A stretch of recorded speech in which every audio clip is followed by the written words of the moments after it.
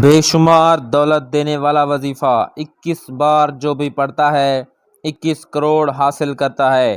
جھوٹ لگتا ہے، بے شک ابھی آزما کے دیکھ لیں۔ بسم اللہ الرحمن الرحیم۔ محترم ناظرین، آج کے بابرکت دن میں ہم ایسا عمل لے کر حاضر ہوئے ہیں کہ اس عمل سے تقدیر اللہ کے فضل و کرم سے ایسے بدلے گی کہ کبھی سوچا بھی نہیں ہوگا۔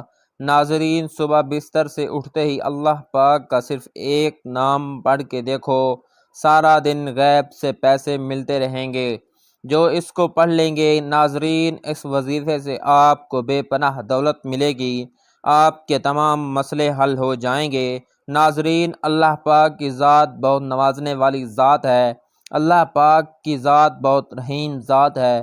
وہ دنیا میں بھی ہم پر رحم فرماتی ہے اور انشاءاللہ آخرت میں بھی ہم پر رحم کرے گی۔ ناظرین، ایک حدیث پاک سنیے۔ حضرت عبداللہ بن عباس رضی اللہ تعالیٰ عنہ سے روایت ہے کہ آپ صلی اللہ علیہ وآلہ وسلم نے فرمایا، اللہ تعالیٰ نے فرشتوں کو نیکیاں اور برائیاں لکھنے کا حکم دیا۔ اس طرح جو شخص نیکی کا ارادہ کرے اور اس پر عمل نہ کر سکے تو اللہ تعالیٰ اسے پوری نیکی شمار کر لیتا ہے، اور جو شخص نیکی کا ارادہ کر کے اس پر عمل کرے، اس کے حساب میں ایک نیکی کے بدلے 10 نیکیاں بلکہ 700 نیکیاں اور اس سے بھی زیادہ لکھ دی جاتی ہیں۔ اور جو شخص برائی کا ارادہ کرے اور برائی کو عمل میں نہ لا سکے تو اللہ کے خوف سے یا کسی اور وجہ سے تو اللہ کے ہاں اس کے حساب میں پوری نیکی لکھ دی جاتی ہے، اور جو شخص برائی کا ارادہ کر کے اس کو عمل میں بھی لائے تو صرف ایک برائی لکھ دی جاتی ہے۔ ناظرین، یہ بخاری اور مسلم دونوں کتابوں میں حدیث پاک موجود ہے۔ ناظرین، اللہ تعالیٰ اپنے بندوں پر بہت مہربان ہے، وہ اپنے بندوں کی خطائیں معاف کرنا چاہتا ہے، نیک کاموں پر زیادہ سے زیادہ ثواب دیتا ہے۔ ارشاد باری تعالیٰ ہے، جو کوئی ایک نیکی لاتا ہے اس کے لیے 10 گنا اجر ہے، اور جو کوئی ایک برائی لاتا ہے اس پر ایک ہی برائی کا گناہ ہے۔ اللہ تعالیٰ لوگوں پر ظلم نہیں کرتا۔ ناظرین، یہ قرآن پاک کی آیت سورۃ الانعام میں ہے، آپ کو اس کا ترجمہ سناتا ہوں۔ اللہ تعالیٰ اپنے بندوں پر بے حد مہربان ہے، بس اس کی رحمت کا دروازہ کھٹکھٹانے کی ضرورت ہے۔ ناظرین، اس عمل کو کیجئے، انشاءاللہ اللہ پاک آپ کے اوپر خصوصی رحمت کریں گے، آپ کو بے پناہ دولت سے نوازیں گے۔ ناظرین، ایک اور حدیث پاک کا مفہوم، اللہ تعالیٰ کے پاس بے شمار رحمتیں ہیں، لیکن ناظرین اس میں سے 100 رحمتیں خاص ہیں، اور ناظرین ان 100 رحمتوں میں سے اللہ تعالیٰ نے ایک رحمت انسانوں، چوپاہوں اور زہریلے جانوروں میں بھیجی ہے۔ اس رحمت کے سبب وہ آپس میں پیار، محبت اور مہربانی کرتے ہیں، جبکہ 99 رحمتوں کو اللہ تعالیٰ نے قیامت کے لیے اکٹھا کر رکھا ہے کہ وہ ان سے اس دن اپنے بندوں پر رحم فرمائے گا۔ ناظرین، یہ بخاری اور مسلم دونوں حدیث کی کتابوں میں موجود ہے، میں نے جو آپ کو سنائی ہے۔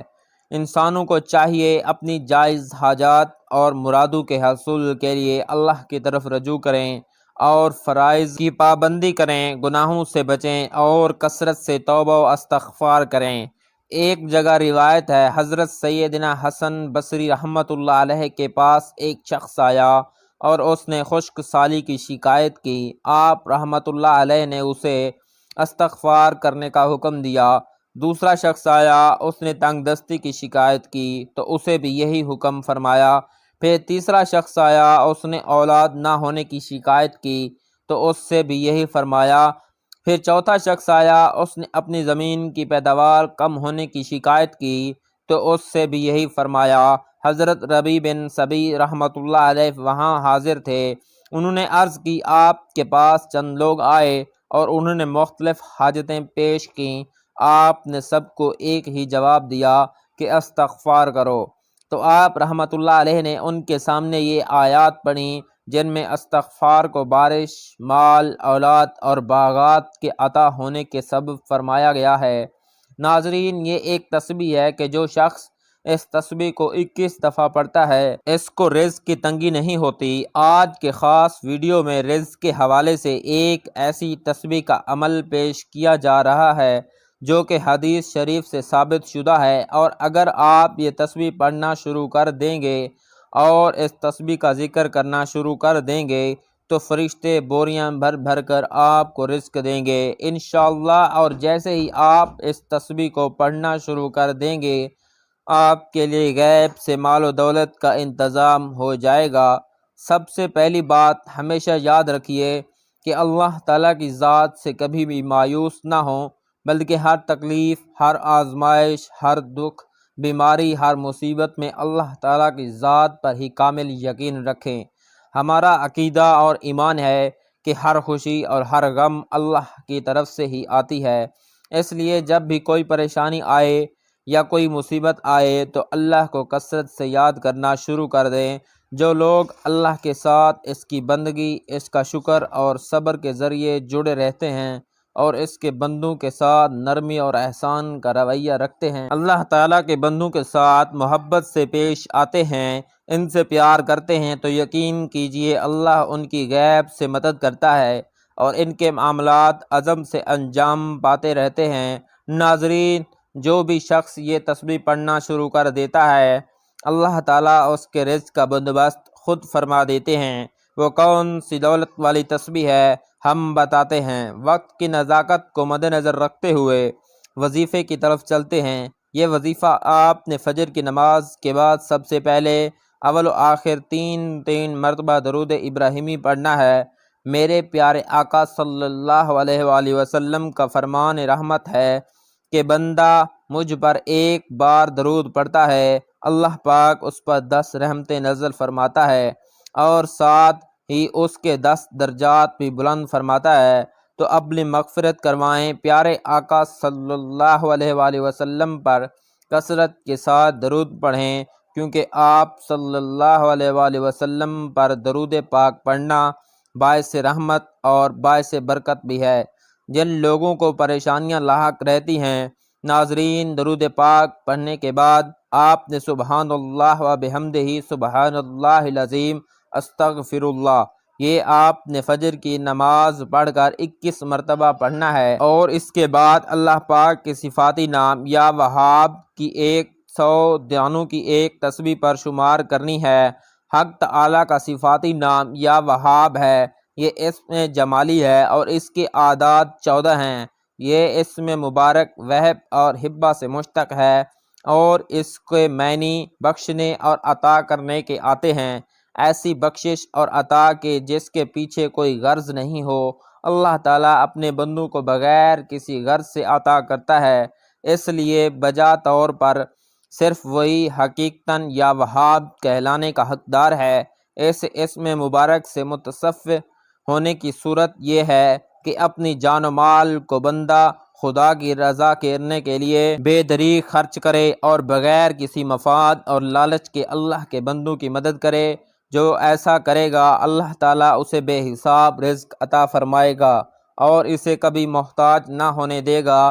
علماء کرام نے فرمایا ہے کہ جو شخص فکر و فاقہ میں مبتلا ہو تو اسے چاہیے کہ چاشت کی نماز کے آخری سجدے میں 40 مرتبہ یا وہاب پڑھے۔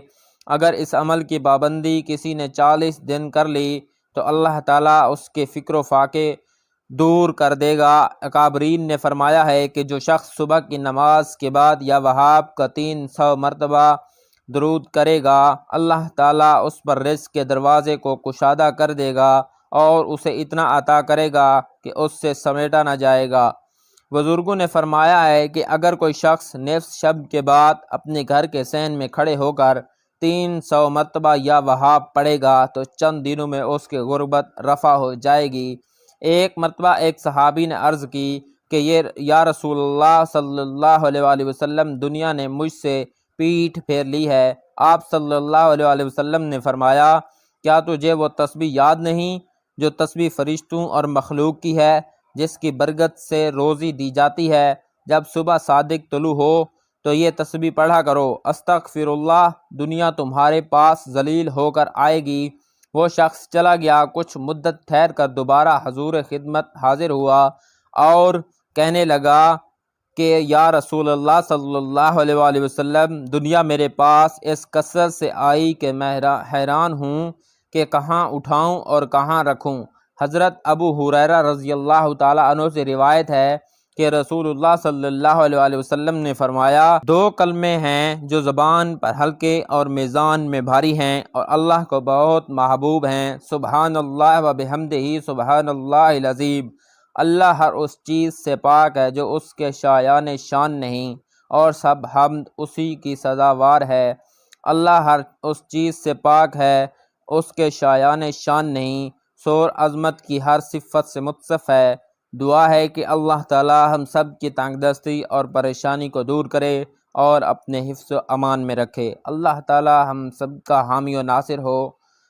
تمام احباب سے گزارش ہے کہ اللہ تعالیٰ کے 99 ناموں میں سے ایک نام ضرور کمنٹ کریں اور چینل کو سبسکرائب کر لیں۔